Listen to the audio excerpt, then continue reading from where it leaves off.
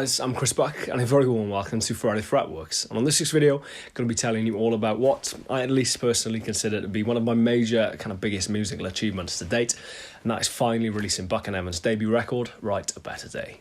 Now, since the start of Buck & Evans a good few years ago, we've been incredibly fortunate to do some really cool stuff. We've played some amazing festivals, played to thousands upon thousands of people in Europe and beyond, done some amazing venues, sold out iconic venues around the country. We've played with Slash. We've done some really cool stuff. We've been incredibly lucky. So I guess in that respect, it almost seems odd to argue that finally releasing your first album is my proudest moment. But needless to say, I guess if you've been following myself or been following the band for any length of time, you may well have picked up on the fact that this whole process of actually getting the record out there has taken a little bit longer than it would ordinarily take, I guess. And in that respect, I wanted to give you some explanations, give you a little bit of a wider understanding as to not only what happened, but hopefully if you're in this industry as well or looking to get into it, just hopefully some cautionary tales as to what you keep your eyes open for and how stuff can very quickly, unfortunately, go wrong on occasion. Now, as I said, going back a few years ago, Buck & Evans were very fortunate to do a couple of very high-profile gigs in a very short space of time. We had the Slash gig out in Arizona. We played at Download Festival in Donington on the second stage before Chains Addiction. We played at the Rambling Man Fair in Kent, again to a few thousand people. We did a succession of sold-out shows.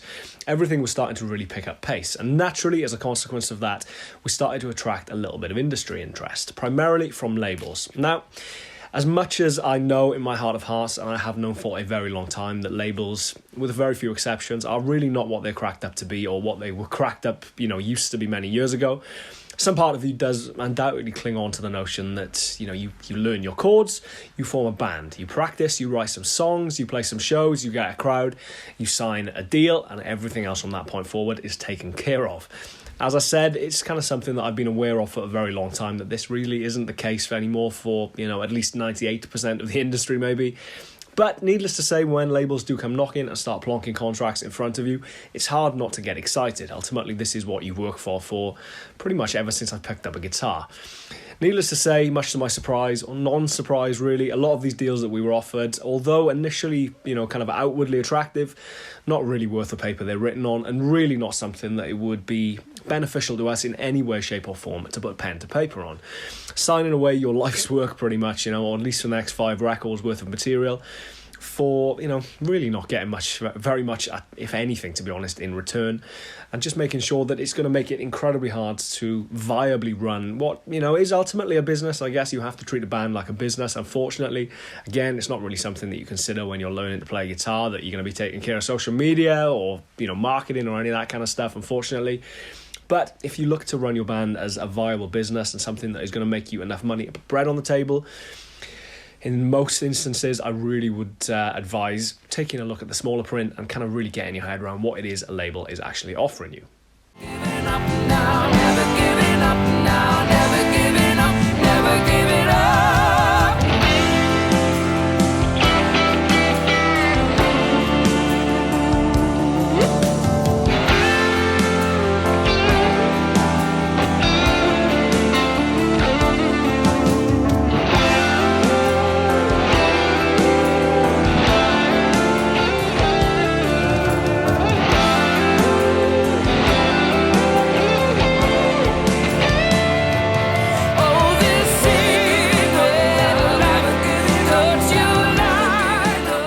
So with that in mind, we decided to turn down the few labels that actually did approach us. As I said, I'm not going to name names or put figures out there as it's a little bit crass, but there were some fairly big labels, offering stuff that at least outwardly, I guess, would be very attractive.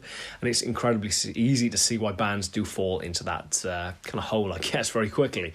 So with that in mind, we decided to launch our debut album campaign through Pledge Music. Now, if you're not familiar with Pledge Music, it's Kickstarter for musicians, I guess is the best way of putting it. You offer your record or your book or whatever it is vaguely musical that you're doing, and basically give fans the chance to pre-order that album, pre-order the CD, pre-order the vinyl, or if they are particularly mad fans of yours, they can have, in our case, you could have us come play in your living room, you could get one of my signed guitars, you could do any number of very cool things, and we were incredibly fortunate that the response was absolutely amazing. Pretty much overnight shot up to about 50% of our target, and then went above and beyond. And if memory serves, I think we hit about 120% of our target.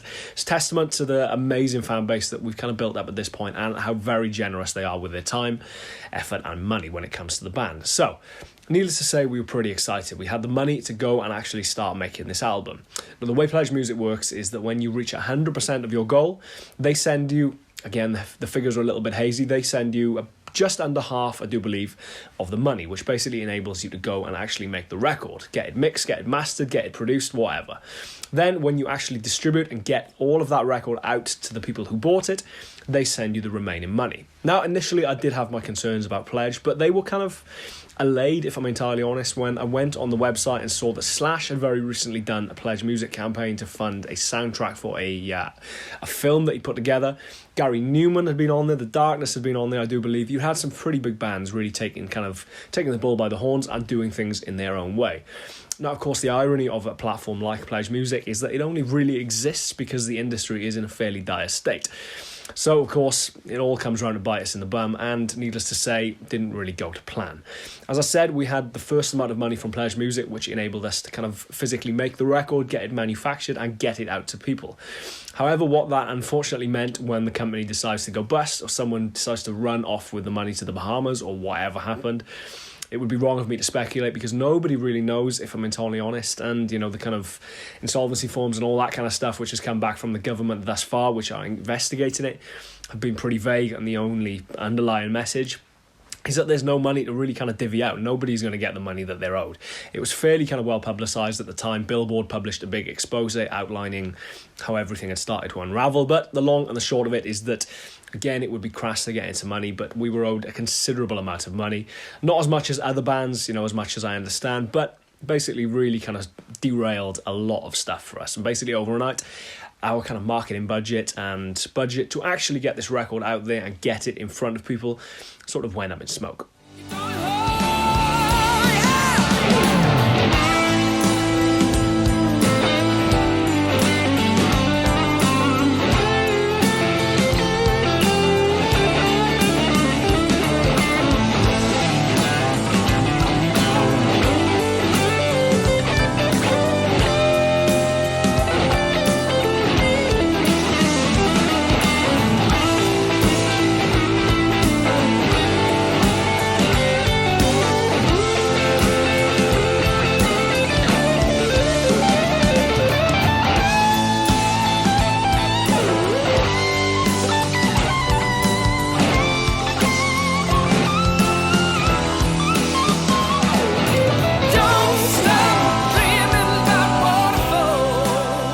So with all that in mind, obviously we set out on a fairly long journey of really trying to just recuperate the money that we were owed, I guess, ultimately. We set off on tour just with the view of getting as much back as physically possible to really make sure that when this record was actually finally released, it did reach as many people as possible. There are so many albums being made. As I speak, there will be albums being released today, and it's just incredibly hard to stand out for the wood from the trees sometimes. So unfortunately, having a good marketing budget and having the right people on board to really help get your word out there is absolutely integral, especially if, as we did, we went down the DIY route of not really involving a label.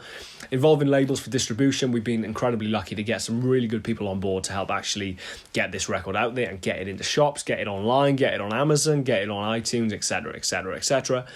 But for the most part, we do everything ourselves, whether that's down to the minutiae of actually kind of designing the record covers, through to the kind of, you know, physical manufacture and organising that process, which I kind of quite enjoy, to be honest, but we won't let anyone else know that. But as I said, it's a fairly long process, so hopefully that'll give you some insight as to why, you know, I'm so proud of this record now. It's finally came out. It's been ready for a good amount of time, and we've kind of been drip feeding singles out to you guys to give you an idea of what it is actually going to finally sound like. But suffice to say, Friday, November 15th, did see the official release of Write a Better Day. We're on tour at the moment. 2 out of the 3 tour dates we've done thus far have been sold out, and we're just about to leave to Glasgow to play to more people in Glasgow than we've ever played to before. It's going incredibly well, and to be honest, it's kind of making the whole process worthwhile. So if you have waited this long for the record, thank you so much. Honestly, it means the world. And if you pre-ordered it, or if you bought a copy since, if you've streamed it, just thank you very much from the bottom of our hearts. It's been a very long process, but hopefully one you will agree hopefully has been worth the wait. So I'm going to play you out now with a couple of little solos from the record. Needless to say, all of the links for this record are going to be in the description box below. Check them out, go stream it, go and buy a copy, do whatever you can. If you're in the UK, like I said, we're on tour and we are very much hoping to take that further afield. We're off to Ireland and Northern Ireland next year. US, we would absolutely love to come across, but given everything I've talked about and the financial constraints of the past 2 years or so, really has to be a considered decision, and unfortunately touring the US at this particular point in time is fairly pricey, so it really needs to be a considered decision and make sure that it's not going to be something that is going to bankrupt the band, especially in light of everything that's happened. But as ever, thank you very much for your support. Thank you for support on Friday Fretworks, on the band, just everything. Thank you very, very much. As ever, I've been Chris Buck. This has been Friday Fretworks. I shall see you next week for another episode. Cheers guys, take care, and I shall see you soon.